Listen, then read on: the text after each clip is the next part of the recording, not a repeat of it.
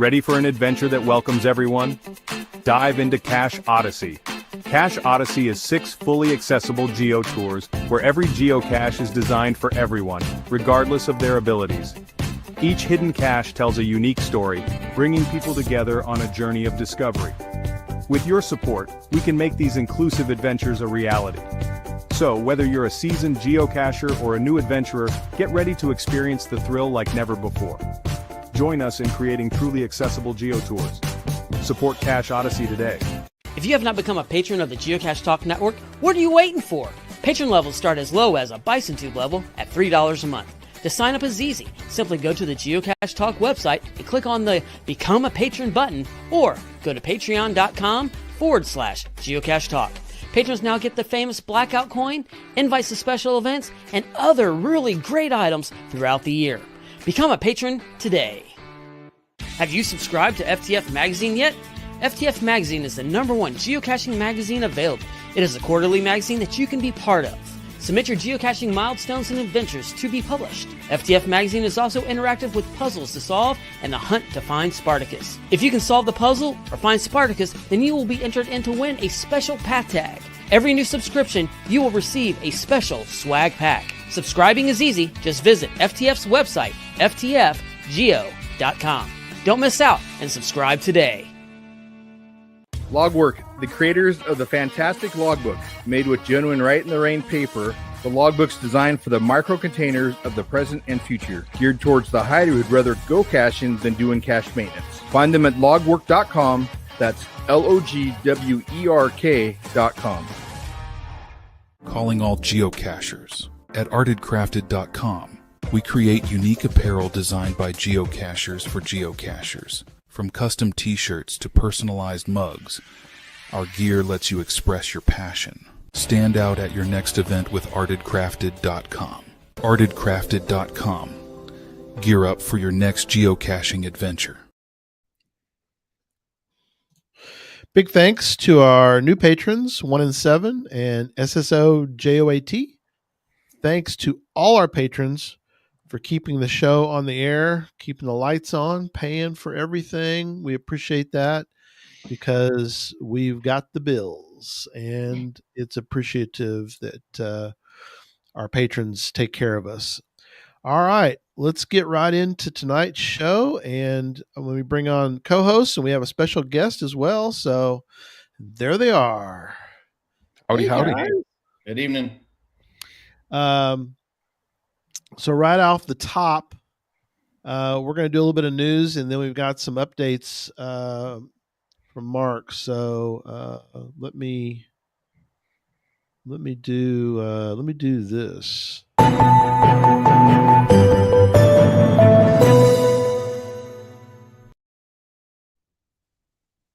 And you've got a few updates for us. Yeah, we got a couple souvenirs. I don't know if anybody's gotten the Discovering 2025 souvenir yet, but you still have a chance to earn it if you didn't get it. So you can earn it up until January 8th. And really all you have to do for that was finding a geocache, attending any event, completing any Adventure Lab location. So just one location gets it. But yeah, you can get it. I know I attended an event this past weekend. Big shout out to Fishing Gal for hosting it. Awesome event. And I got that souvenir just from attending that event. So that was pretty cool. And I don't know how many people also know there is a Hider 2025 souvenir also available for this year. Oh, and we see Happy Hodag. He said he already got his. So awesome, Happy Hodag. Very cool on that side. But yeah, you can get a Hider 2025 souvenir too. And I don't know how you guys, if you guys have earned yours yet. I did. I did not hide a cache, but I had an event published and I got mine that way. I know. I have not earned mine yet. I got the 2024 end, 2025 beginning, but I don't have the hider one yet. But I will get it soon. Oh man, you should get it. You know, and I know Jesse and I were talking earlier today. I'm taking a move from the Memphis Mafia playbook with events, where I was at an event this weekend and people were like, "Hey, we need calendar days during these winter months. What do we do?" There you go. And yeah, I'm hosting a whole bunch of coffee talk events. So coffee talk. It's coffee talk time. That's right. That's the way to do it, though, especially for a streak or anything else. If you need something during the winter months, is just meet up. Don't forget events. Yeah, absolutely. Help each other out with that one for sure. Now, if you could just get 6 other people to help you, you'd be set. Then you'd have one for every day of the week all month, and you'd be good to go. Yeah, Barbershop Drew, she says, so an event counts? Absolutely. Oh, yeah. What's weird is I should have gotten one for my Cache Odyssey. It came out on the 3rd, or no, 3rd. When did it come out? Oh, no, wait. Nope, it wasn't. It wasn't this year. Never mind. It came out before the first of the year, yeah. Never mind. You got to go hide another cache now. I got plenty. Well, do y'all have one of the community celebration events? Yeah, I was going to wait to use mine later in the year, but I've got caches that I'm recycling. I tend to do that anyway around these parts. I'm the only one of the few hiders in this whole area, so I tend to go back through and clear old stuff out and put in new ones. So I'll get that one pretty soon. Well, Nicole's in the chat room. I saw her this weekend at that event. She was doing the 11-day icon thing because we had a CCE event, a CETO, and a regular event, and then there was a bunch of caches. So she went out and got all those. I was kind of jealous. I've done those a bunch. I've done those days every once in a while, and when you kind of cache out an area, I guess I could do it again now, except for I've got all the weird cache types. Yeah, I'm fun surprised days when you can string those together. I'm surprised Nicole was able to get 11. That's quite a few. Well, there's 3 cache types off the bat, right? And then I would assume labs count too. So, and I know the park where the CETO was, there was like Earth Cache, Where I Go. I think there was, I don't know if there's a puzzle there or not, but there was also a multi and regular traditional cache. So she was well on her way from that already. Right. So I know she had it all planned out to do for the day, though. Dang. Those are fun days, though. When you take one of those days and all of a sudden, you know, you're going after something like that, it's pretty fun. Yep. So a real quick update. You want to do the update on Cache Odyssey, John? And we'll get into absolutely. So Cache Odyssey, big thank you to all the hiders, Geocaching HQ, everybody that made it possible. Cache Odyssey has been going awesome. Right now we have 45 published caches. So you're saying 45 published caches. Shouldn't there be 50, one for each state? We got 5 coming soon. So I think I'm going to correct me if I'm wrong here, but we're waiting on Ohio, Missouri, Kentucky, Alaska, and Hawaii. So all of those will be coming soon. Just sometimes they take a lot of work. They take a little bit of planning, have to work through a little red tape, make sure the situation's right. So all of those are going to be out there. But believe it or not, guys, this is 1 week of Cache Odyssey underneath our belt, right? And the caches have already earned over 262 favorite points. Can you believe that? And that's wild. It's really impressive. Yeah, it's so cool. I know I had Nancy from like Maine area. She came to Western New York. It was awesome to see her, you know, and people are just so excited about Cache Odyssey on this one. And you know, I'm excited too to actually get the closest Cache Odyssey to Cache Odyssey New York. Gary and Jesse, do you know where that is? I do. I was about to say, if Maine, if she came all the way to see you, that's a hike to get to you. Absolutely. Yeah. Yeah. Oh, that's really cool, Tony. Yeah, Tony. I've only really looked at the South region because that's the closest I'm going to get for right now. I'm guessing that it's over this guy's way is your closest. That's right. Yeah, Morgantown, West Virginia is the closest one to Cache Odyssey, New York. Have you seen on the, because I keep checking the leaderboard because I can't help it. Have you seen that there's 2 people that have already found 7 of them, 7 states already? Yeah. Yeah. And we have a 6 and a 5 and then some 4s and 3s below that. I'm like, incredible. People are trucking it already. I received a message from the show from somebody, and I'm not going to spill their beans. I'm going to let them do that. But they think in the next day or 2, they're going to have the whole Northeast done. Oh my gosh. And that's 11 states, man. That's 11 states. And that's a lot. The first one to get the souvenir too. Yeah. And 11 states, and the weather up at the Northeast. I don't know if anybody's been paying attention to it. it hasn't been great weather. It's been really crummy weather too. Wow. That's dedication right there. That's we always knew that there, a lot of cachers cache normally, and then some are insane. And that just, they're always going to be, no matter what challenge you put in front of them, there's going to be that small percentage out there that they just go. They're like, oh yeah, I'll cover the whole United States in a week or two. No problem. But their energy, I love their energy. Oh, I do too. Well, that's what motivates a lot of the others. You're like, yeah, I might want to do that. I'm not really going to do that, but it sounds cool to think I might want to do it. So they inspire us for those things. Absolutely. And I'm going to post a link to the Cache Odyssey leaderboard. Big shout out again to Retired Guy and Sloth 96 for putting that together. So I'm posting this in the chat right now. So if anybody wants to check on that one, they did an awesome job on that one. Mm-hmm. And I know Happy Hodag on here too said he even had a guy from Germany come and find his. Yep. Which I think the guy actually found Hailmeister's cache too that he had for Cache Odyssey. Oh, wow. How cool was that? Oh, wow. Speaking of Morgantown, which you said a minute ago, you like my segue? Yeah, I love the segue, Gary. Love the Nobody segue. picked up on it at all. It was so smooth. Yeah. Sort of abrupt segue. Mark's with us tonight, and Mr. Troop Biz, he's going to give us updates on what is happening with GeoWoodstock. So you take it away. Where do you want to start? Yeah, absolutely. We'll start with the Cache Odyssey since we're talking on that vein. So the Cache Odyssey for West Virginia is about 15 minutes south of where the main event for GeoWoodstock 21 is going to be. So we can't wait to welcome everyone to the Mountain State, and that's going to be a great introduction. It's right off the interstate at a nice little park. With some rustic, colonial looking cabins. So super cool place. Make sure to put that on your to-do list while you're in the area for GeoWoodstock. But I promise it's going to be a very busy weekend. So there's going to be a lot of things to do and probably not enough time to do them in. So there's 5 days of the official event. And in those 5 days, we have 10 events.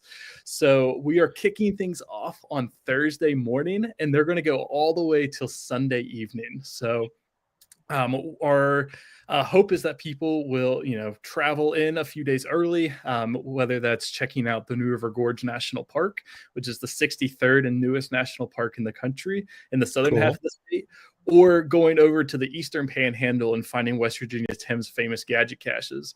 So lots of fun adventures to have that whole week as you make your way into Morgantown. And then we're going to kick it off with some side events. So I'm going to kind of roll through a lot of side events. Yeah. A lot of stuff. So Thursday morning, we are kicking things off with the Country Roads Challenge event. That is going to be at Cooper's Rock State Park, kind of on the east side of Morgantown. So this is a really famous park in West Virginia. It has awesome views of the Cheat River.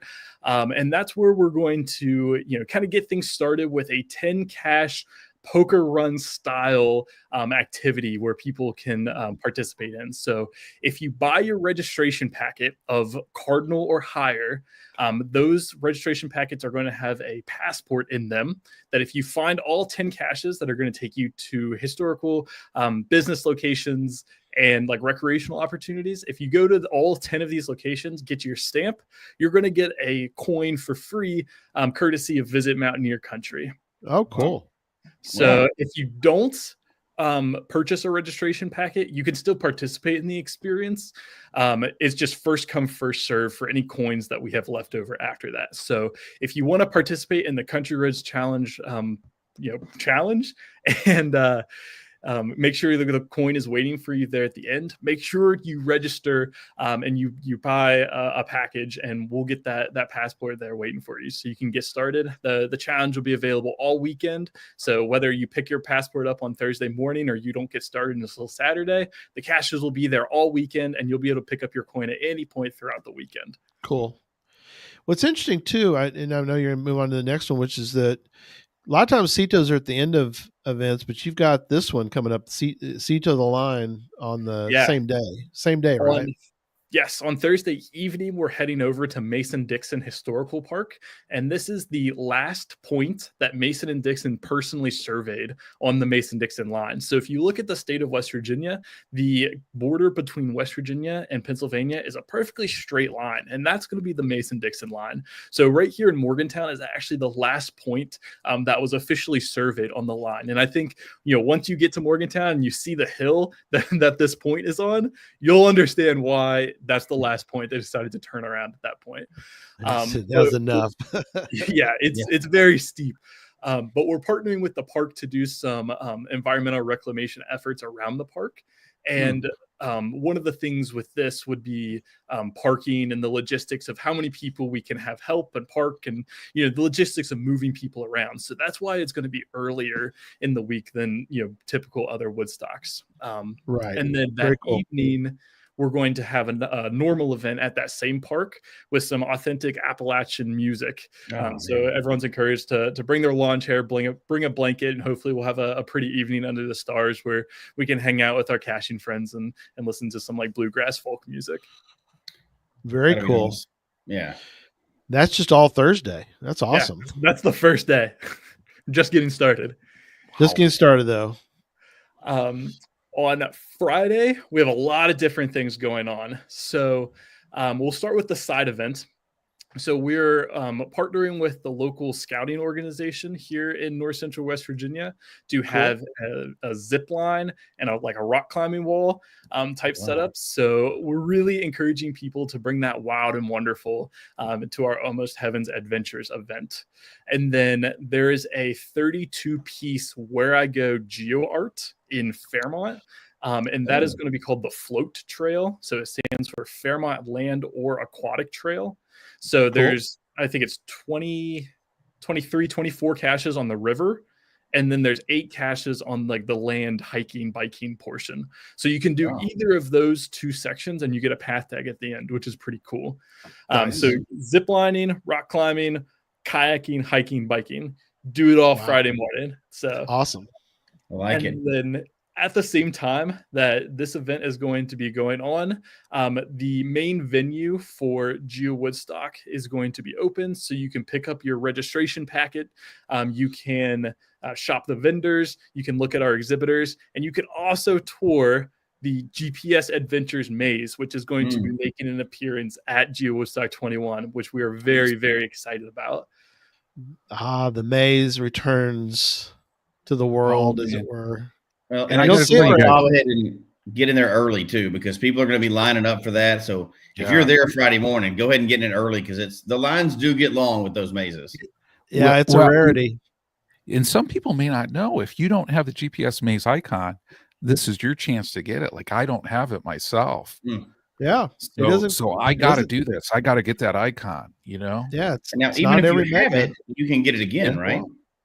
Yeah, you can get it, but you can't get it. Even if you don't have, if you don't have it, obviously you need it. But if you do have it, you can still go and do it. You can still get it again. Yeah. Yeah. So many people don't get the opportunity. This is a great opportunity to get it. Absolutely. So from 8 a.m. to 10 a.m., that is going to be VIP and Friends of Woodstock exclusive. So like Jesse said, if you don't want to wait in line and you want to get in and get all your swag and get out early, consider being a friend of GeoWoodstock, considering purchasing a VIP package. There's a lot of benefits that come with that, including VIP parking at most of these side events. So definitely, consider that as you're making your plans. And then at 10 a.m., general, admission, anyone can come and tour the maze and those sort of fun things. So a lot of stuff happening on Friday as well. Very cool. And then in the evening, we're having an event on the waterfront wharf district here in Morgantown. So this is where a lot of your breweries and authentic, Appalachian, style restaurants, those sort of things are. So we have an escape room that we're partnering with. There's currently 4 games, and they're telling me there might be some more games, put in before May. So lots of escape room adventures, and we're also doing like a team trivia, geocaching trivia type thing there as well. So a lot of events or a lot of activities to do at that Woodstock on the Wharf, and that's going to be your community celebration event for the weekend. So if you're looking for icons, collecting those icons, that's definitely going to be one to hit up. Very cool. So you've already got your CETO, your regular event, your maze, and your community celebration event, and we haven't even got to the Giga. I mean, excuse me, the Mega yet.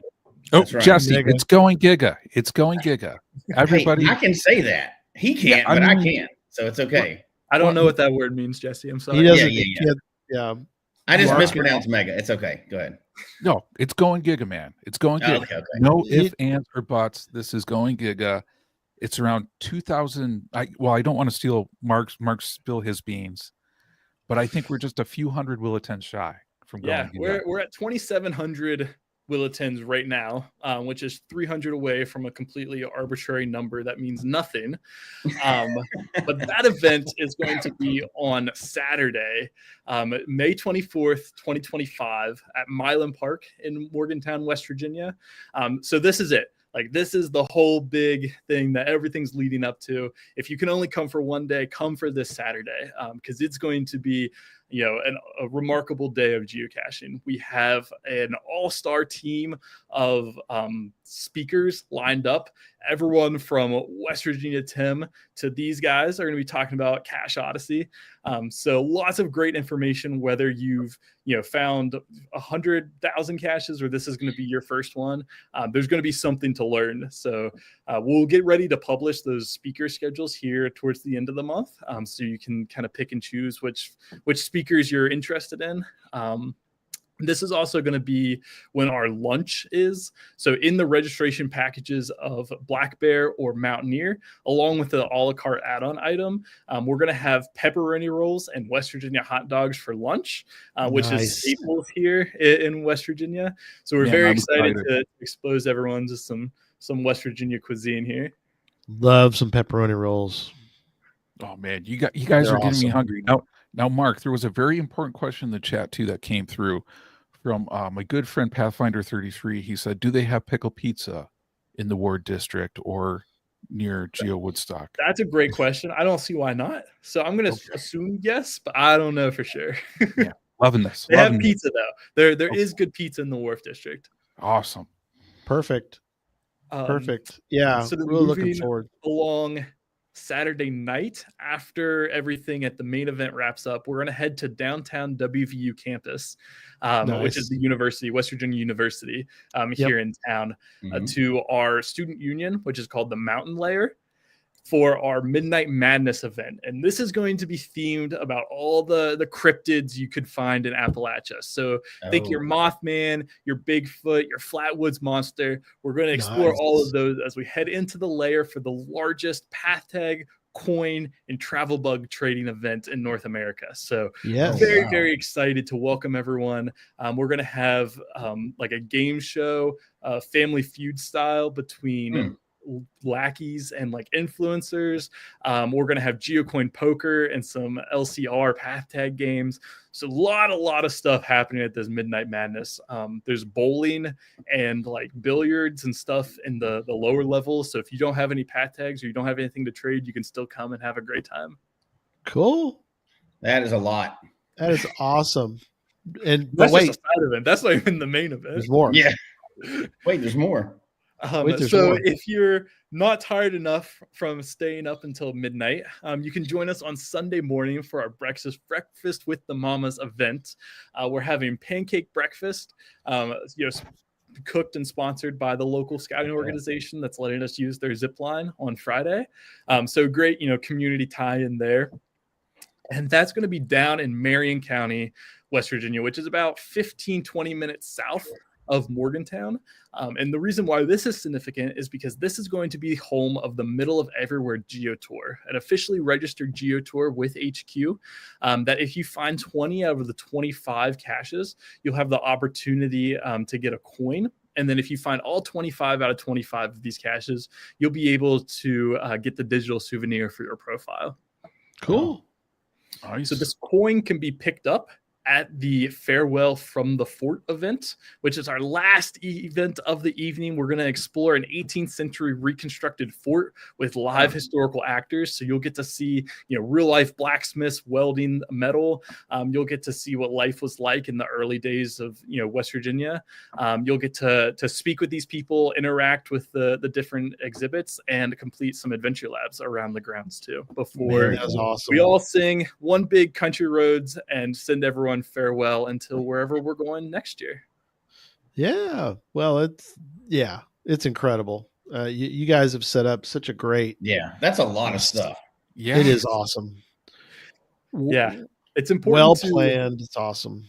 Yes, thank you. It's important to stress the fact that all these experiences, all the side events, all the giveaways that we're doing, everything is completely funded through registration and through the generosity of our geocaching community. So none of this would be possible without obviously having everyone come.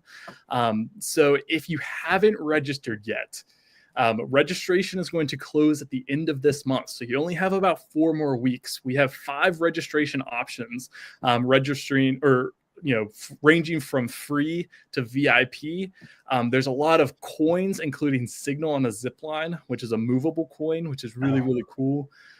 T-shirts, drawstring bags, path tags, like you name it, something that you like is going to be in one of these packages. So please consider taking a look at all these packages, figuring out what's best for you. And then for each individual person in your party that plans on attending, register them, even if it's the free option. So let's say if it's a whole family and you want a free or a VIP, you want the top tier, you want all the swag, but your kids might not care about all the gadgets and stuff, still register them at that free level, because that's what's going to help us keep track of our numbers.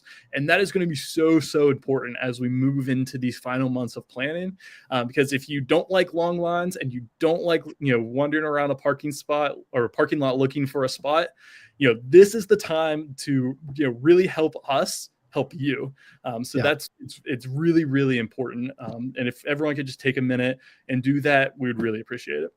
Yeah. And Mark, what you're saying is people got to log those will attends and register, right? So not just register, because I think before the show you said there's like a couple hundred people who have registered but not done their will attend. So people got to do both.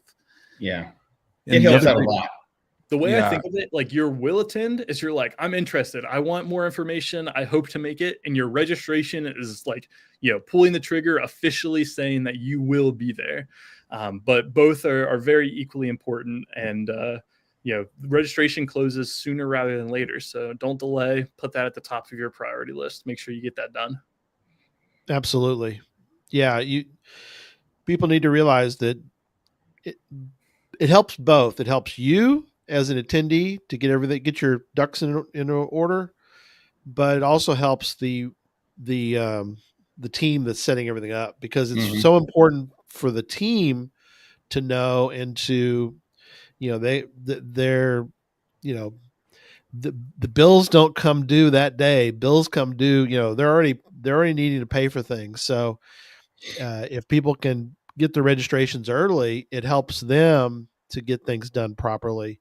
So there's really a dual thing going on here. So it is very important. And, as Electric Water Boy always said too, is like, I don't necessarily need the coins. It's like, or the swag. It's like, well, get the registration, get the VIP, and then you can give away stuff like that later, but you want to be able to get your, pay for your main stuff, your VIP stuff. So here's a question here for you. It's a common question. Yes. So all of our information and policies regarding swag purchasing and pickup is going to be listed on our website on that register page.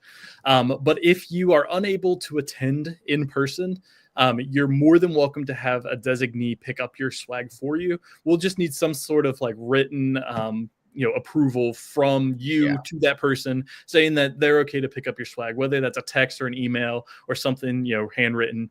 Doesn't really matter what it is. But as long as we have some verification that that person can pick up your stuff for you, they're more than welcome to do so and then take it back for you. Very cool. Well, man, we so appreciate you coming on, and we're looking forward to the whole thing, but we're also looking forward to I know that we're going to, fortunately, Geocache Talk's going to be involved. We've been fortunate enough to be asked to be part of the speakers. So looking forward to seeing the whole speaker group list. We've got some challenge talk also going to be, I think, part of this, as well as we're going to do some Cache Odyssey with some other Cache Odyssey folks. So this will be great. Yeah, you can't fit anything more into this week. There's no way. Yeah, I'll tell you. So Mark, on this one, like what day do you think people should get there for the optimal experience at GeoWoodstock? Right. So it really depends on what you're looking to do. If you're really into the geo tours and the Country Roads Challenge, that's going to take several hours to do those things. So I would recommend getting there Wednesday evening, Wednesday night. So then you can wake up and you'll be good to go for that first event.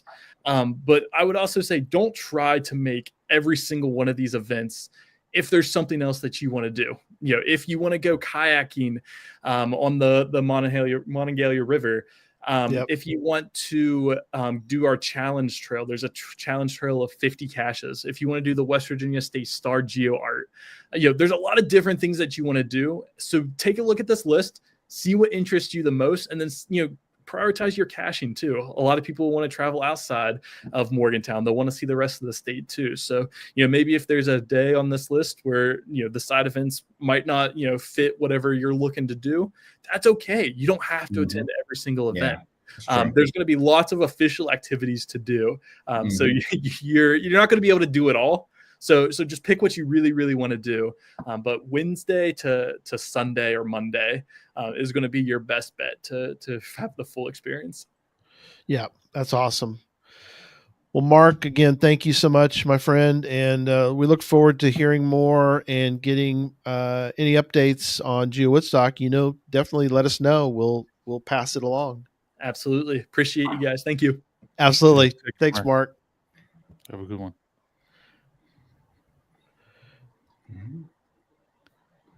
And so we're switching to the other topic now, which is Gary's favorite thing in the world. But before we do that though, okay, everybody should log their will attends to GeoWoodstock. Yeah, absolutely.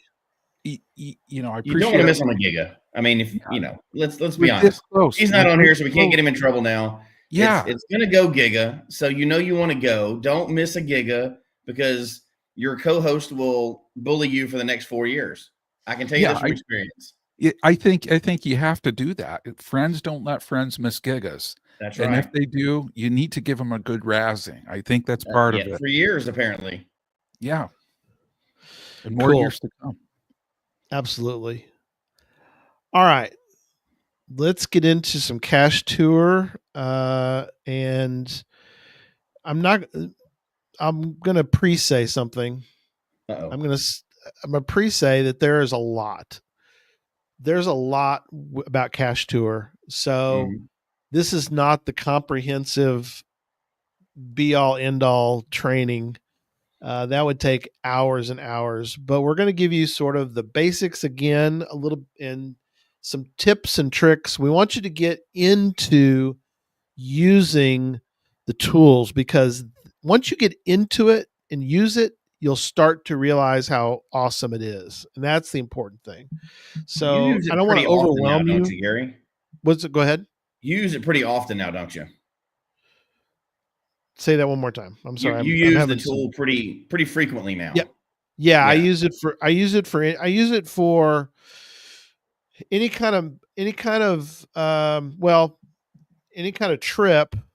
You want to use it for that, but also if you're going to do a bunch of caches in an area, Like if you're going to do a geo tour or you're going to go out with your friends and you're going to do 20 or 30 caches in a day, whatever you're doing or more or whatever, then this, even though you're not really traveling very far, you might be just in town or you're a town over, you want to use it because it's so great at planning out your day. So that's very important. So a couple things about Cache Tour that I want to point out. Okay. One is that there's two aspects to it. There's the website, cachetur.no, and we're going to pull that up now. But I also want to talk about the app. And the app is available both on Android and iPhones. So it's called Cache Tour. Go back out. You can go to it's cachetur.no because it's the site's in Norway. So some of my apps there. So called cachetur.no. You see it there. And so you want to get the app because think of the website as your planning, and then when it's all set and ready to go, you then will upload it to your phone, and you can have trips on the phone. I currently have 2 trips on here. One's already done, but the retired guys is me and my buddy. We went to Paris, Texas, and did a trip. And I've got my Motley Caching crew this Saturday, and I've got our trip available on there. So as you'll see, once you set it up, and I'll show you tonight how you'll set it up. But you can set it up, and then you can have sort of a timeline. See if I can get it to work right. Oop. Where am I get the timeline to work right? So see if I can get it to focus. There we go. See how see how it shows a list of caches and it has times. So those aren't times that I created. Cache Tour creates the time. The cool thing about it is it's pretty accurate, surprisingly accurate, because it's doing 2 things. It's figuring out the distance to the next cache. It also takes into effect the difficulty and the terrain of the cache, and it calculates for you how much time it is going to take on average, obviously, but it's going to try to give you a guesstimate. And it's a pretty accurate guesstimate. It really is, of how much time it's going to take you out that cache. We have one on our list for this coming weekend. It's a 4.5, 4. I'm trying to recall. Let me pull it up real quick. I can tell you. And it's figuring an hour. So obviously it's a 4. It's a 4.4. And based on all my readings, it does appear that it's going to take an hour. And so it knows that. It again, I didn't figure that, but it's figuring at 4.4. It's got multi stages, so there's some more work that has to get done. You can't just walk up to the final. So it's figuring an hour. I think that's pretty accurate from what I've seen on that. Yeah. So again, cachetur.no. Let's pull it up and let's get into planning a trip. Up, Gary, let me ask you a question about the app, because I've had the app before and I've used the website before too. But logistically, how do you work the app and Cachely when you're out caching and like maps and stuff like that? How do you navigate between all those things? So what I do is, again, the website will be, you go into the website and you get your route planned. Yeah. And then you download it to your phone. And then of course you're on the road, so you use your phone. And so what I do is every time that you complete the list on your cache, there's an option on there for arrival and departure. Uh-huh. So I mark it as arrived and departed. Okay. So for example, I'll go ahead and do the first one. It shows that I arrived at that cache. You can reset it too, but yeah, it shows I arrived at the cache, Uh-huh. and then it shows that I departed when I push departed. And so now it shows the top one is done. Mm-hmm. Okay. Now I bring up the next one, and at the bottom it will tell you, get it to focus right. It'll tell you the where you're at, like how it's coming along. Right, but how do you switch back and forth between that and Cachely to your navigation, or what do you do? Yeah, so when you pull up a It cache, doesn't navigate for you, does it? yeah, well, it will. Yeah, so Okay. so I'm in Cache Tour right now, Uh-huh. and I'm going to tell it at the bottom. It has an option for open. I know it may not be focusing on it, but it's hard to see. Yeah, it's not focusing, but that's okay. That's okay. There's the button in the middle is for open, Okay. and for me it opens Cachely because that's where it's going to go for me is Cachely. Okay. And then from there you're in Cachely. So then you do your normal thing in there, and then when you're done, then you just go back to cachetur.no and you keep on going. So you go on the next one. So that's Okay. yeah, that's how I kind of go back and forth is so like right now it says that it's 20 caches. It tells you how many caches remain at the bottom and tells you if you're on schedule or not on schedule. Although I always joke with the guys, I always say we're behind schedule, and they're like, "Give us a break. We're just going to go through because we're just going to do the caches. We're not really worried about time there." But so does this solve the problem where you're like, I got 5 hours before I got to do something? What can I actually? Yeah. How many caches can I actually grab in 5 hours? Yeah, you could definitely do that. That's good thinking, for sure. I like it. Well, because sometimes This solves the problem of wanting to find just one more cache because that's my problem when I go out. Just one more. So let's go create one. So let me switch the screen a little bit to kind of help with folks. Let's do this. Sorry guys, I'm going to kick us all out, not all out, but kick us to the screen. All right, so Cache Tour, couple things I want to point out off the top. One is that they are they're dependent on financial contributions. So my approach for this is I treat Cache Tour like I treat Project GC, and I treat Geocaching HQ or geocaching.com. is I give them a donation every year, hoping that everybody else will also do the same, because I use it a lot. As you can see, I've got a lot of trips in here that haven't been done. These are all upcoming trips. These are all drafts. If I go to ended trips, I've probably got, I don't know, let's see how many ended trips I've got. Got quite a few. That's a lot. You're using this frequently. Yes, it goes on, and so I've loved it for a long time. How long? Loved it since 2019. 2019. Let's see. Yeah, 2019. So anyway, trips I've participated in. So it's awesome. It really is. So I've got a bunch of drafts. Let's create a new draft and let's get started on creating one of these. So we're going to create a new trip right here. And you can share this with other people too, like in your group, right? Yes. Yeah. Okay. You can get interactions down here. Down below here, there's a group connection. You can create a group, like my Motley Caching Crew group is here. You can create a group, then you can add them. I haven't got, again, I'm a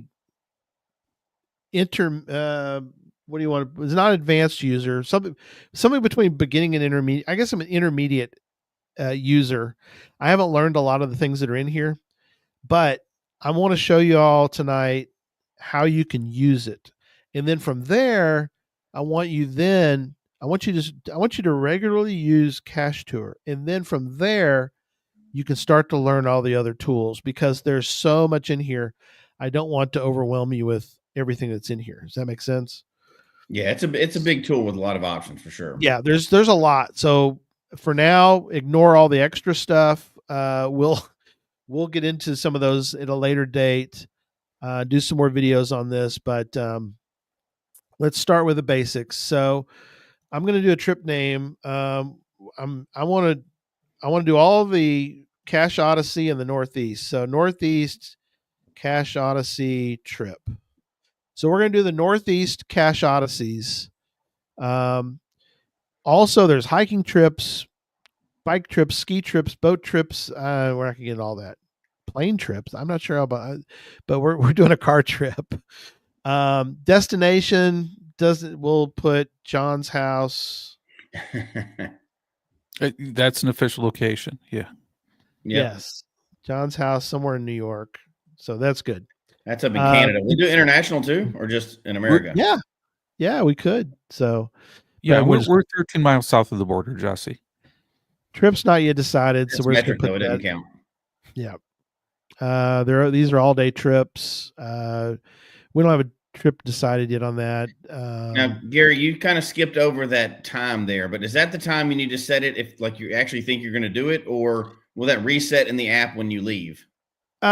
This is really kind of based on, I've always put it as an all day. So the time part's ignored. You can set a date for when you want to start this. Mm-hmm. So that's good. So we put tomorrow, and it's going to go for the next 10 days or whatever. So, I don't really, I put them as all day, I guess, is because I want to get into the times within the app or further in. You adjust that in the app. Yeah. Right, I don't really adjust here. I don't get into the durations or the lengths but there's other information on here, but again, you're just building a basic one tonight. Yep. Okay. We're just going to build a real easy, and again, I want everybody to start using it. That's the key, because I think everybody will enjoy and really get benefit from this. I know a lot of people have started using this. I taught Captain Math how to use it for his trips, and he's pretty happy with it. So there are several users of Cachetur that are out there, I know. So I'm not the only, and I'm, like I said, by no means an expert. I'm a intermediate user, hopefully someday more an advanced, but it works for me. Now, waypoints. You can add waypoints one at a time right here. Mm-hmm. You can go in and put a geocache. I put in lodging if I'm going to be like on the road. I'll put in those kind of things. You can put amazing amounts of stuff in here. Waymarks, benchmarks. You can put all your geocaching adventure labs in here. You can put everything, but we're not going to do that because we're going to import. So I want to show you tonight the way to do it if you're wanting to do something specific. I'm going to import my waypoints. You can import them from several places. You can import from GPX files, from a bookmark list, which I've done that very often. You can import it from a pocket query. You can import the lab caches. Oh, wow. Yeah. You can, Really cool. You can like search for all the lab caches in an area and import all that. There are so many things in here. There, add an RV site. I mean, this, again, it goes on and on. We're going to import from a GPX file because I downloaded the Northeast GPX file for Cache Odyssey. So let's bring that in. We're going to import that. Which you could have just done by a bookmark list as well, right? Correct. It would work the same. I use bookmark. I've done that with bookmark list as well. Yeah. This one's already me that in the past. I haven't done the GPX yet. Yeah. This one's already pre-built. So I'm going to put this one in. So it even gives you these kind of items, which is like the parking lot for one of the caches. It gives you an information sign for one of the caches. Nice. So incredible. But for tonight, virtual stages for things. I mean, but again, we're going the quick and dirty routes, so we're going to take these out for right now. But I just want you to know that they're available. So we're going to go ahead and remove those just for tonight because I want to give you all the shortened version of this. Okay. Now, there is a lot. You will be overwhelmed. It's sort of like Project GC. You'll be overwhelmed quickly by everything below it. The cache stats, the regions, which is very important if you're doing county caching. Yeah. Because it lists all the counties. So, if you're needing a particular county, it's going to tell you what the counties are. It also tells you the count.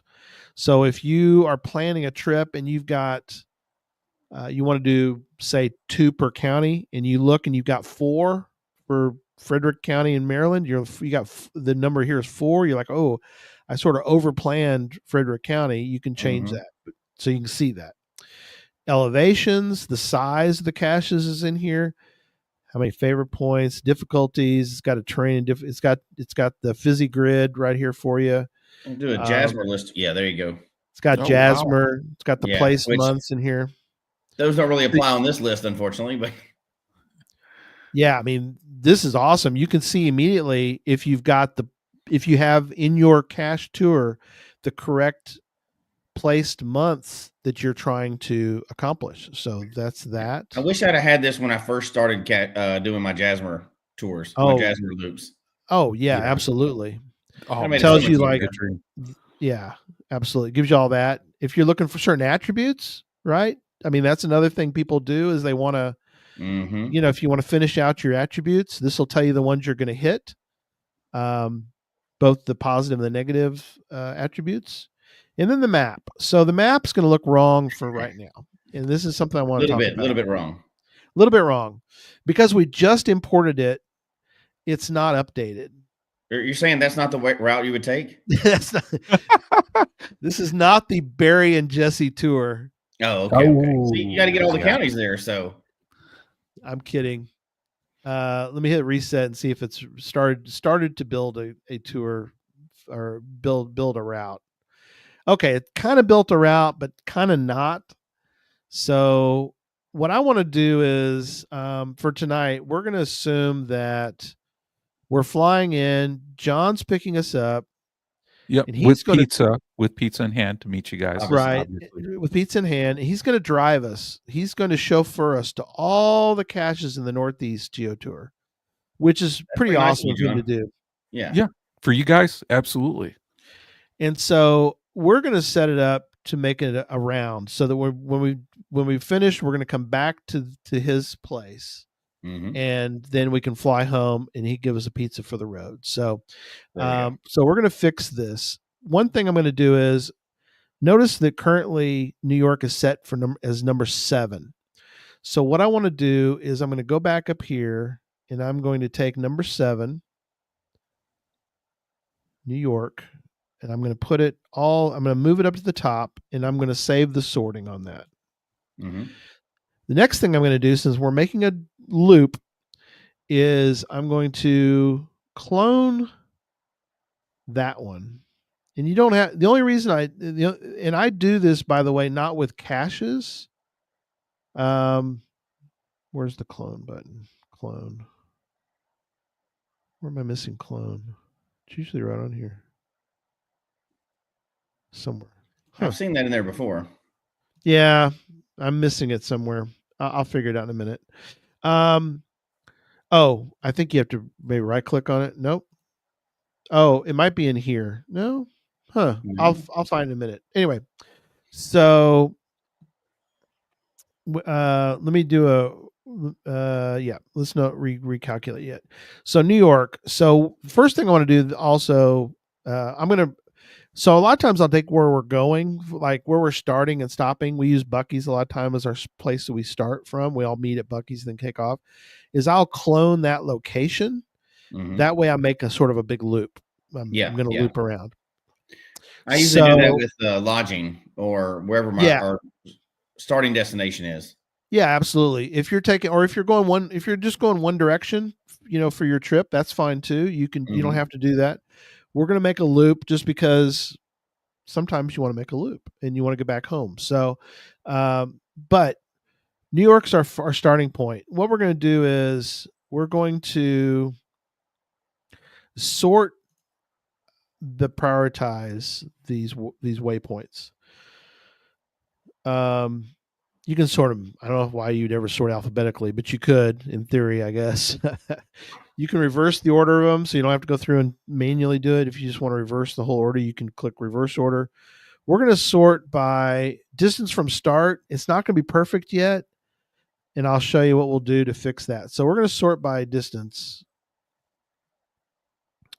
So it's sorted by, so the order is one way you can do it. You can sort by the distance, but we're gonna fix them, and I'll show you how easy it is. Or there's probably a quicker way to do it, but I like to sort them. Again, I'm an intermediate user, so I know my next stop is going to be 5, and then 9. So 1, 5, 9 is the first 3. So I just come up here. Pretty simple. Take number 5. I'm going to move it up. Go into Vermont. And then we're going to Maine. And I'm going to save the sorting. It's always important to save the sorting. We'll order a new route calculation in a moment, but I want to make sure I get all my caches set up. So 159, then it's 8764. 8764. Am I missing something? Where's 5?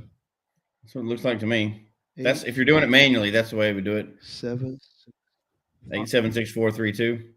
432. 876. Oh, 5 is the other one. Okay. 8764. So we go back here.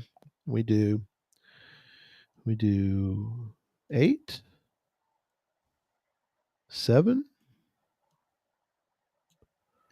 6. Oh. So you're just dragging them out. 6. There's a way to do this automatically too. Well, yeah. I mean,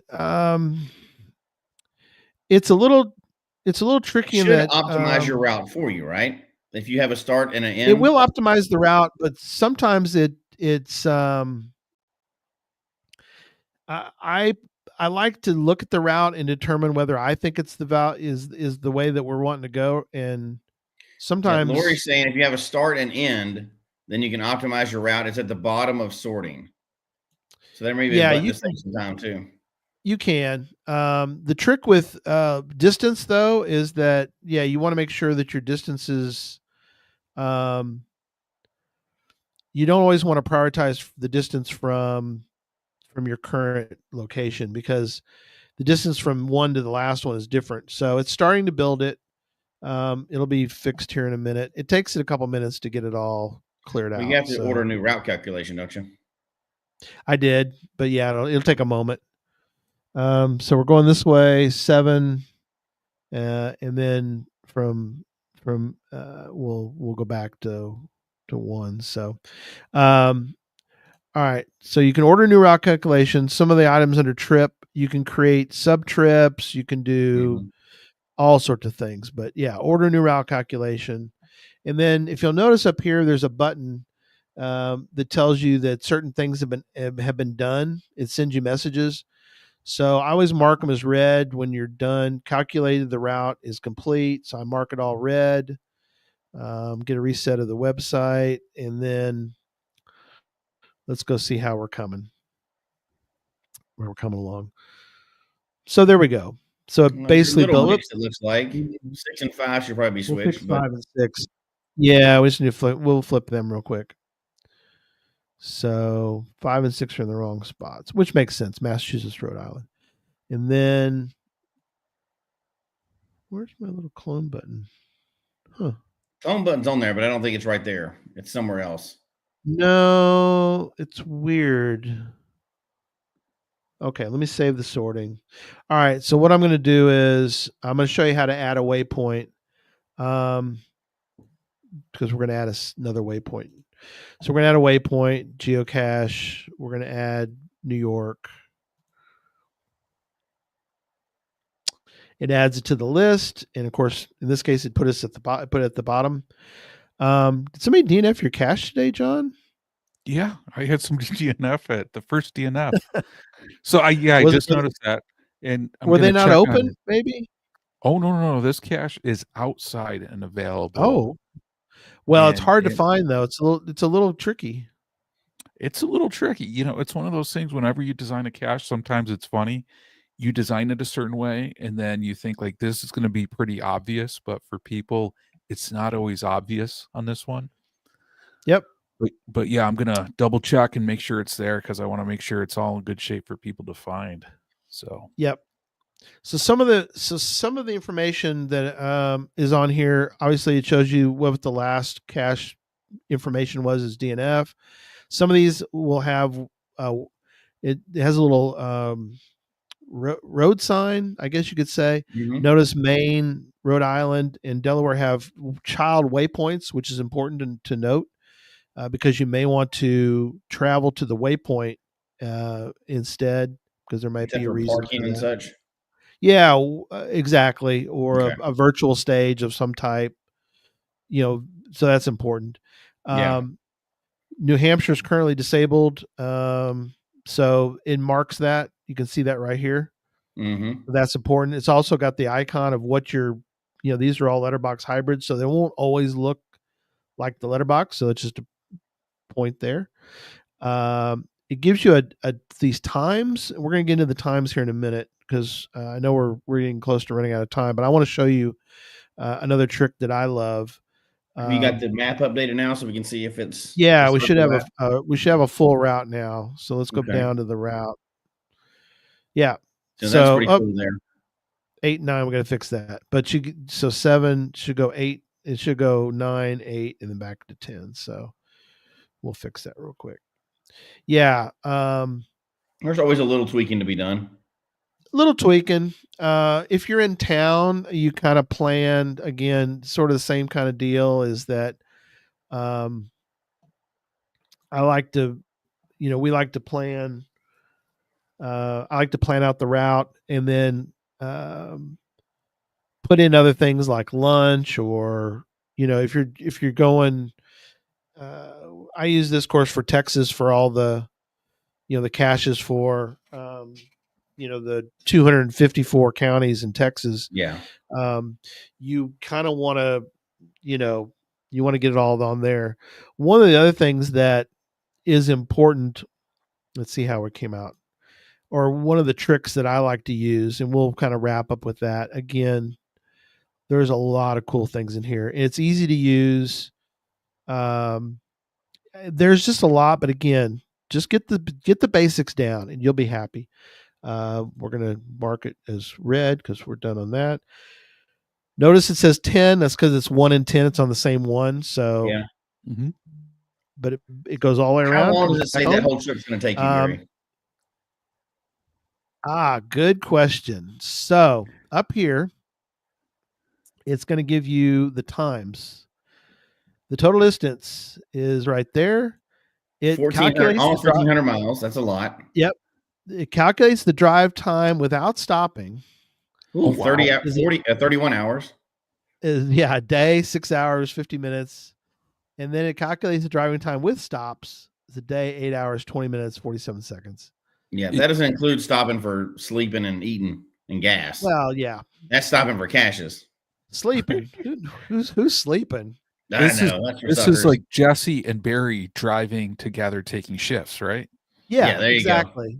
Yeah, it's them. It's them just hitting the road and taking full advantage of the rental. That's right. Which one of those caches are we going to sleep at? That's what we need to know.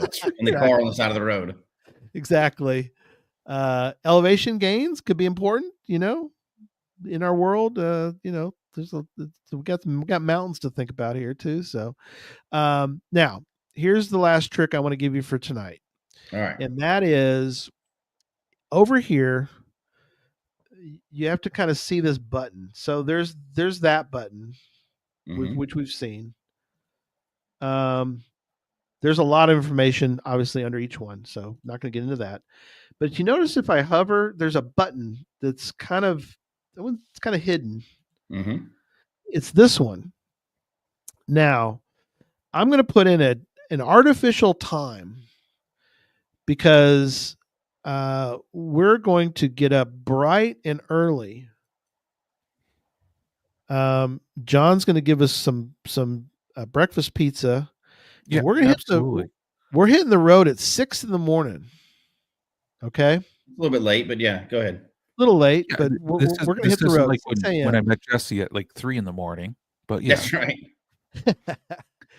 So what Cache Tour is going to do? It's going to go. Oh, you have a specific time that you're wanting to put in here. I'm going to calculate based on that. So we'll give it a moment. Let me hit the reset button. Now, notice what it did. It added the times right there for every cache, and it shows us when we should be back at John's place. So it thinks we could do at 6 a.m. if we left John's place and we left at 6 a.m. We will be in Connecticut at 1:13 in the next day, and by the time we get to Delaware, Maryland, and back to good old Fredonia, New York, we should be back there about 2 o'clock in the morning. That sounds easy. That's a weekend. That's nothing. yeah, There you let's do go. it. Let's do it. Yeah. So there you go. There's a quick. Now, what I want to show you all next is let me stop sharing. So one of the things that I want to finish with is that we built all that, right? Mhm. I want to put it onto my phone. So you basically create a free. It's a free account. You create a free account on cachetur.no. You download the free app. Again, they're free, but I really encourage people to think of Cache Tour as Project GC. Think of it as this is one of my items that I need to pay for every year. I pay for Project GC. I pay for geocaching.com. I want to include that. I think you should. Hopefully, you'll just include it. It's a cheap addition to your sport. Your hobby is to pay for Cache Tour.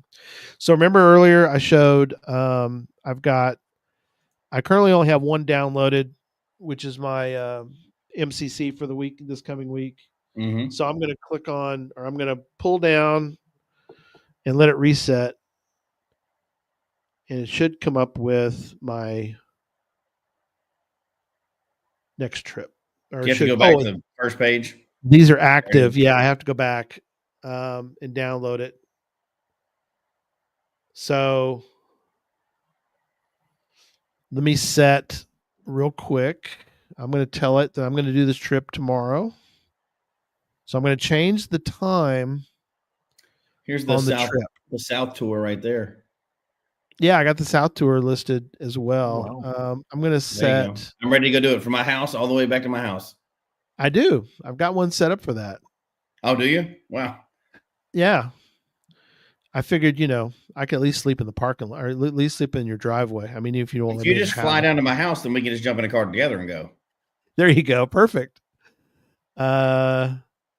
So what we're saying is people need to find friends to do road trips all across the country for Cache Odyssey. Without a doubt. And use Cache Tour. Well, we just showed you can do the whole Northeast region in 2 days, in a day and a half. So come on. Yeah. So I don't have your pizza ready at 2:05 the second day. Yeah, absolutely, man. Let's do it. So I removed the draft status and I made it a active tour. So now it shows up on my phone. See that? And now I can tell it. And then you download it. There's a button for download. So I clicked on download. Mm-hmm. So I downloaded those. Those.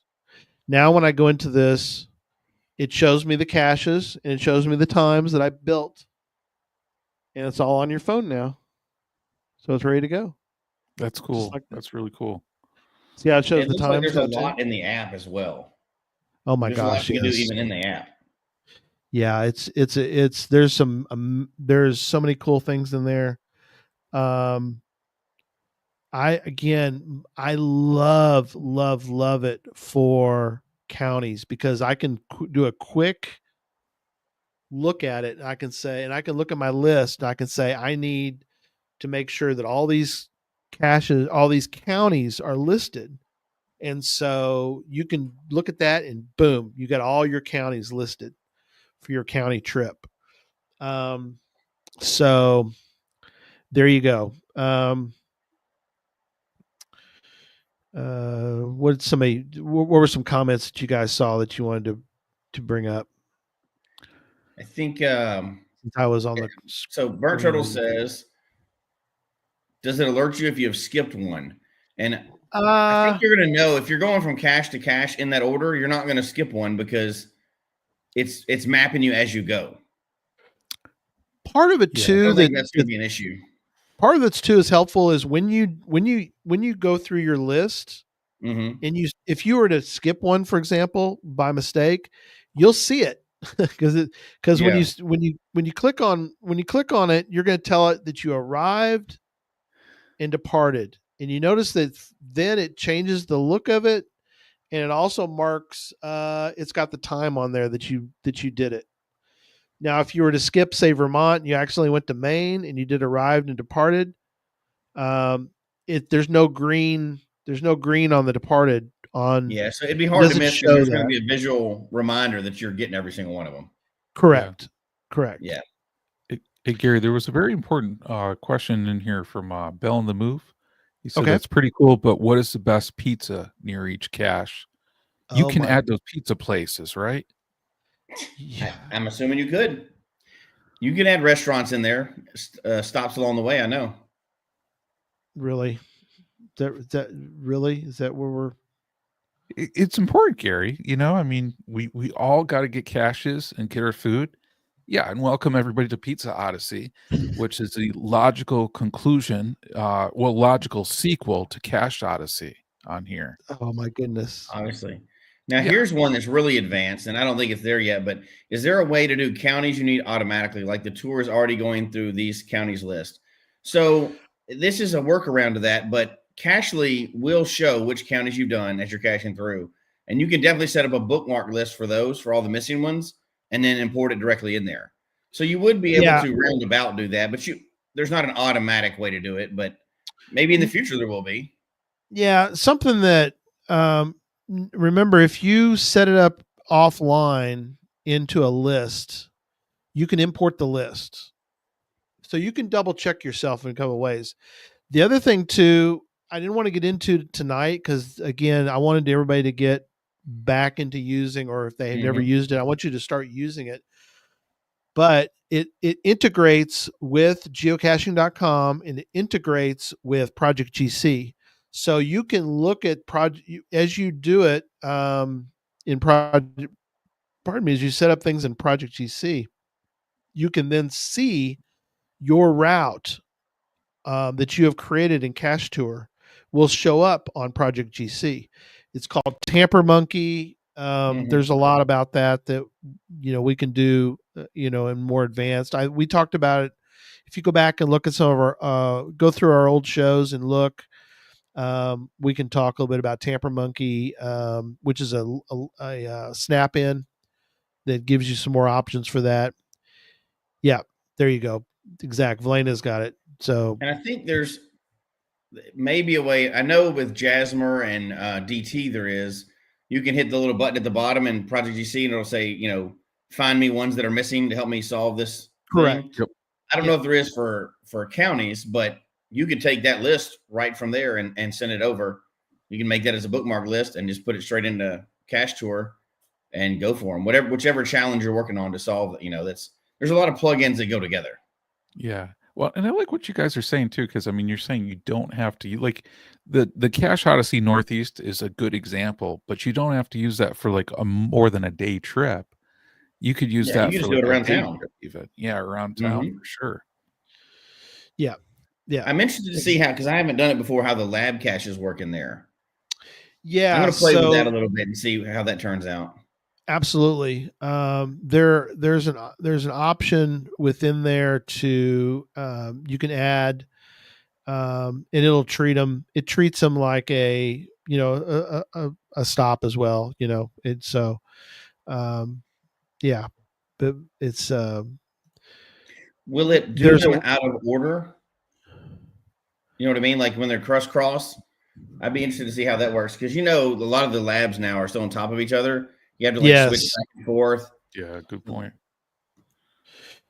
Yeah, it would be kind of interesting to try to see how it would do the. So if we Might want to have to take a play with quick, that a little bit and see what it'll do. yeah, we don't have time to really get in, but I will show you real quick what happens with. This is the start. This is a start to the same map, and what it's going to do is let me log it. Let me widen out. I guess that's what I'm trying, not log out, widen out. So this is our current tour, and I've chosen an option on the to search for lab caches. Oh, So if you dear. click on search for lab caches, it's going to search for them, and it's going to bring them all up. So Oh, here's all gosh. the here's all the lab caches just around John. There's all the lab caches there. Yep. Is where it started. It went to the first one, so that's why they're Now, all. can you it's not add showing, those but to your there's all the ones in around you, trip? John. Yeah.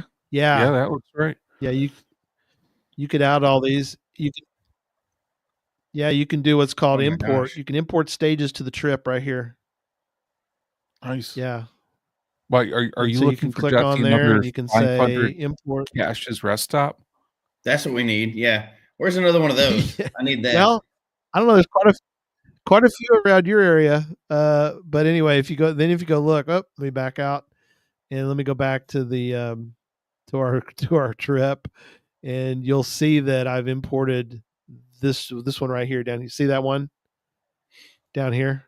Yeah, Oh, I nice. see it. Yeah. So yeah, That's it's funny. imported. It did an import of it. Yeah, it's It's interesting, though, got that the it did it link as to one it. location. I wonder if that's because You're that's a right. sequential one, I'm or Yeah, that's a good question. I don't know on that not one if that one's sure. sequential or not. well, that's people's Yeah, assignment and homework. Go find out if it's sequential, if it's all five, if it's just locations, how it would do. I'd love to see what a lab cache only cache tour trip would look like. oh man, that would be wild.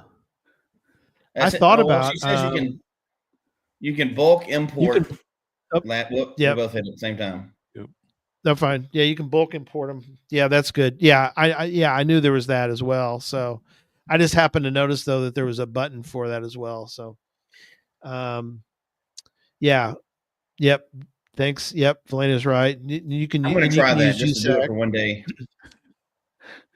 Is that going to be Yeah, like your and Barry's new trip next year? It's just all lab caches. You could do a trip all of lab caches. You really could. Yeah. you My could. only problem would be this: passing up real or other. I say real. You know what I mean? Yeah. Oh, yeah, Passing up real caches while you're doing lab caches. It would be so hard. It'd be hard to do. It'd be fun to like say I went on a trip and only did lab caches, but at the same time, you drove by real caches at the same time. It's gonna be hard to. Yeah. That's a rough one. Unless you're just in an area that you don't want to cache in, or you can go back to. It'd be hard to only do labs. Yeah. I think I've always I always think of labs secondary. I guess y'all do too, probably. Unless you're doing one of those big long tours where they have like Route 66 or whatever, and you're just hitting tons of labs, Oh, it'd yeah. be hard different. to drive by real caches all the time. Yeah. Correct. Yeah. Regular, I don't know what to call them. Physical The- caches, Yeah. The other time that we sort of the only thing that comes to mind was Super Nate and I were in Longview at the Texas Challenge, and he and I we were downtown because they were about to have the finishers event. Well, we got there early enough, and he came into town early enough that he and we went and did some caches, but then we went downtown and we walked around the several blocks and around the downtown area, and we must have done four more than that, I guess. We did many Adventure Labs fully. We've completed just by walking around this area. Yeah. And the trick, of course, now, we're Cachely folks. I know not everybody is, but if you're an iPhone user, we do recommend Cachely, because the cool thing was we didn't have to determine, this is for another show, I know, but we didn't have to figure out, well, what tour is this one with, or what tour is that one with? Nate's on with us. Is Nate and I would just go, what's the next one? And he'd pull it up and I'd pull it up and we'd keep going. And it would sort of naturally work itself out that we completed these without ever pulling up. We never had to go and figure out, okay, we're at an Adventure Lab spot. What Adventure Lab does this one go with? We never had to do that because it actually makes that a lot easier for sure. Yeah, it does. It does. For overlapping labs. We should probably do a show on that at some point. We probably need to. So Nate says his goal is for 30% of my 30% of his overall cache total to be Adventure Labs. Oh, okay. There's an easy way to do that. Just don't do Adventure Labs. No, exactly. Yeah, he mentioned it's awesome. Yeah. So on your workflow, I'm kind of curious your workflow, Gary. So on this one, like at what step are you sharing your caches with other people on your crew? Are you sharing them at the point when they're in cache tour? Are you sharing them with like a bookmark list beforehand, and then after you share them that way, then you're getting them in cache tour? Like what's your steps? Sure. It of course depends on your group and what your goals are, but what I do is once we've sort of determined where we're going to cache, what I'll do is whoever, and again, do it however you want in your group, but I usually in our group, I'm the one that goes and finds all the caches. Now I have the criteria of what everybody else wants. So I kind of know that, Darren wants favorite points. He wants high favorite point geocaches. So I obviously look in the list and find that. TP Conductor's retired, so I got to be careful not to find a bunch of caches that he's already found. So I want to find, for my criteria, a list of caches that, and I can filter for that as well. So, but then what I'll do is once I create it, I will send them all a bookmark list, and they will put it on their phone. So they'll all have it. Randall, TP Conductor, he is an Android user, so it's easy, and it's easier to send him just a bookmark, and he can then create his own for his phone. The other guys will just have it. If I send them a bookmark list, that usually is probably to me is the easiest. Instead of trying to do a GPX, and then back in the day, you had to download the GPX, and you had to get it on your on your phone that way, or if you're not using a phone, well, you can invite them. If they all have cache tour, you can just share the cache tour with them, right? I mean, you can, they could all do that as well. Depends on that's more of the dynamic of your group. If you want it to be a group that everybody contributes to, which is fine. I mean, you could do that, and you could have everybody sort of, building a group, which is not a bad idea, right? If you're building a group trip and everybody wants to kind of put in there the stuff that they think is their high priority, that's something we need to talk about. That's like if all three of us were going to do a trip and we made this one tour, and like she's saying, put co-hosts for it, we can add our priorities on there to make sure all three of us hit our priorities for the list. So when they did the Exactly. tour, I like that a lot. That's I do that's too. an interesting idea. And that's kind of goes back to like, well, with you and Barry. I mean, I'm sure Barry has things that he wants to do that maybe you're like already. But we've never really done it like this. We may have to try that for another trip coming up. Yeah, no, absolutely. I mean, there may be a cache, like you said before, there may be a cache that like I don't need because I've already got whatever. I may, maybe that's not. I'm always going to use Jasmine. Let's say Fizzy, for example. Let's say I've got Fizzy done. Maybe somebody in the group is like 3 short or 2 short of finishing Fizzy. And it was like, oh, can we go do this cache? Cause it's going to complete Fizzy. Well, sure. Let's add that to the tour, let's get them in there. So, and there are many ways. She said, like Velena's saying, there are ways. Yeah, there's tons of ways to do it. It's just another tool in your toolbox, right? Yeah, you can export, you can import several different ways. You can import from a GPX, you can import from a bookmark, a pocket query. You can then also take and you can export your whole list out. So you can send it to, you can export to a bookmark list. You can send out. You can export the cache notes if you need that. You can export all the corrected coordinates. Like if you have a bunch of, we have somebody in our group that is our sort of puzzle guy. Mm-hmm. And so if he has completed a couple of the puzzles, then he can send us, hey, this particular cache I've completed, therefore here are the corrected coordinates. And you can add the corrected coordinates right in there and it will update your cache tour so that you're not going to the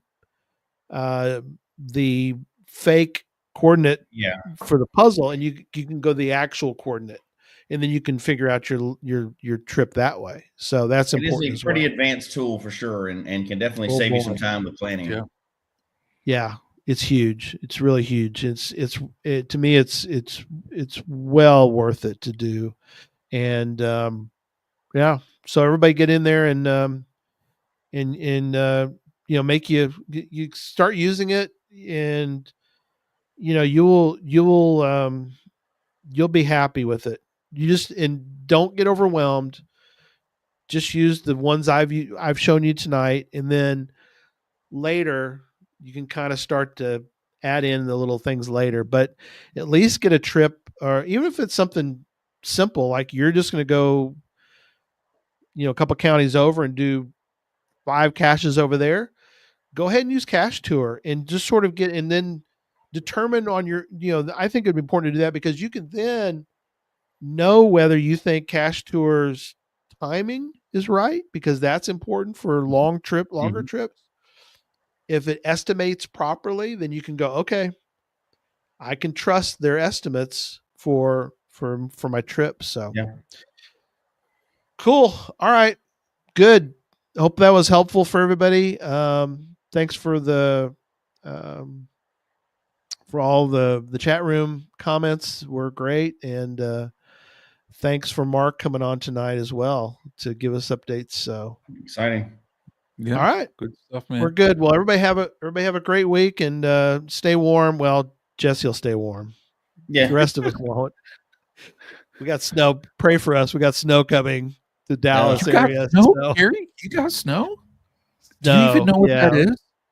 No, I have no idea. So when it gets here, John, I'm going to call you and go, what do I do now? Do I? Yeah. Call me right away. I'll walk you through it. In Texas, you just stay in your house because y'all don't have any snow plows. We don't have snow anything. We don't have snow shovels. We don't have snow anything. So we're gonna, and plus, people don't know how to drive. People don't know how to drive anywhere anyway, let alone with snow and ice on the road. No doubt. So, all right, y'all have a good night and a good week, and we'll see you next time. Okay, take care, everybody.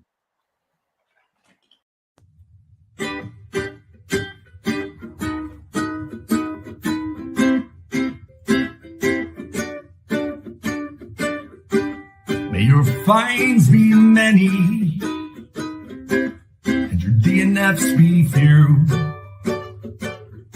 May the terrain and difficulty both be less than 2. And whatever it is you're looking for, may it find its way to you. And may we all meet again. Folks, we hope you've enjoyed the show tonight. Please email us your comment at geocachetalk@gmail.com. Don't forget to follow us on Twitter, Instagram, and Facebook. The show can be found on Apple Podcasts, Stitcher, Radio Public, or Spotify, as well as at the Geocache Talk website. Don't forget to click that subscribe button below and ring that bell notification so that you can see and hear the show on a weekly basis. And tell your friends about the show. Get them involved with us in the chat room. And until next week, don't just talk about geocaching, go geocaching.